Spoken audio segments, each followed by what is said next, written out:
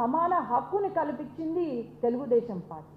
అట్లాగే మహిళల పైన ఏదైనా అఘాయిత్యం జరిగినా సరే ముందు ఉండి కాపాడేది, వాళ్ళకు సెక్యూరిటీ ఇచ్చేది తెలుగుదేశం పార్టీ.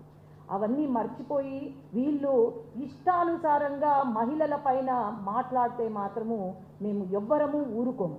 నేను ఒకటే చెప్పేది, మా మహిళలకు ఇలాంటి వాళ్ళు ఇట్లాంటి డ్రగ్ అడిక్ట్స్ మరి ఏం మాట్లాడుతున్నారో అసలు కరెక్ట్గా ఉందో వాళ్ళ మైండ్ సెట్ నాకైతే అర్థం కావట్లేదు. కానీ ఇలాంటి వాళ్ళు మాట్లాడితే ఖచ్చితంగా సీఎం గారికి, పీఎం గారి దృష్టికి మేము తీసుకెళ్తాము, ఒక చట్టాన్ని తీసుకొని రమ్మని చెప్తాము. ఇలాంటి మాట్లాడిన వాళ్ళను కరెక్ట్గా ఏదైతే చట్టాలతో సంబంధం చేసి వీళ్ళను లోపల వేసి వాళ్లకు తగిన గుణపాఠం నేర్పించవలసిందిగా.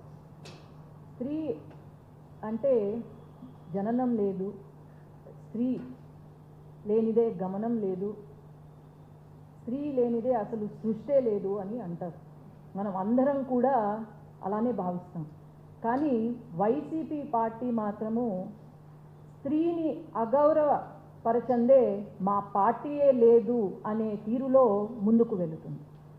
బహుశా వారి మేనిఫెస్టోలో కూడా స్త్రీ, మన రాష్ట్రంలో ఉన్న మహిళలని, స్త్రీలను కించపరచండి, అగౌరవపరచండి అని వారి మేనిఫెస్టోలో ఉంది అని అనుకుంటున్నాను.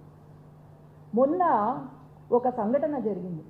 కొవ్వూరులో ఎంతో పొలిటికల్ హిస్టరీ ఉన్న ఒక వైసీపీ నాయకుడు చెల్లి వరుస అయిన కొవ్వూరు ఎమ్మెల్యే ప్రశాంతి రెడ్డి గారిని ఎంతో దారుణంగా మాట్లాడిన సంఘటన మనం చూసాం. ఆమెమి చిన్న వయసు కాదు, ఎంతో పెద్ద వయసు ఉన్న ఒక మహిళ గురించి అంత నీచంగా మాట్లాడడం యావత్ సమాజం ఖండిస్తుంది. ఈరోజు మహిళలకు పెద్దపీట వేస్తున్నారు కేంద్ర ప్రభుత్వం కానీ రాష్ట్ర ప్రభుత్వం కానీ. అన్ని రంగాల్లో ముందున్నాము మహిళలం. వైద్య, విద్య, లేదంటే రాజకీయాల్లో.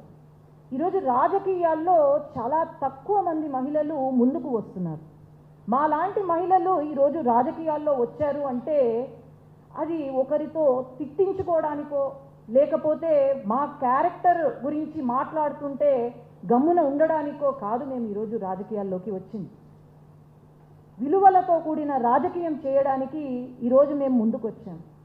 అట్లాగే ప్రజా సేవ చేయడానికి ఈరోజు రాజకీయాల్లో ఉన్నాము మేమంతా. ఆనాడు వాళ్ళు అధికారంలో ఉన్నప్పుడు ఒకే తీరు, ఈనాడు అధికారం లేనప్పుడు, ఉన్నప్పుడు లేనప్పుడు ఒకే తీరులో ముందుకు వెళ్తున్నారు. అనగనగా ఒక స్కూల్ ఉంది, ఆ స్కూలు పేరు రప్పారప్ప స్కూల్.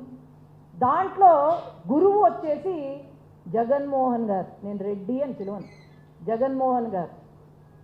అక్కడ స్టూడెంట్స్ అందరూ ఏమని చెప్తారంటే వాళ్ళ స్కూల్లో పెట్టుబడులే తిట్లు, మీరు ఎంత తిడితే అంత మీకు మంచిది, మీరు తిడితేనే మనకు ఓట్లు పడతాయి అనే భావనతో ముందుకు వెళ్తున్నారు.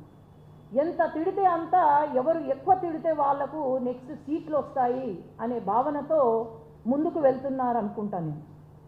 జగన్మోహన్ రెడ్డి అని అనను కాబట్టి, జగన్మోహన్ గారు మా నంద్యాల ఎన్నికల ముందు వచ్చినప్పుడు పాపం ఆయన స్క్రిప్ట్ లేదే చదవలేరన్నమాట.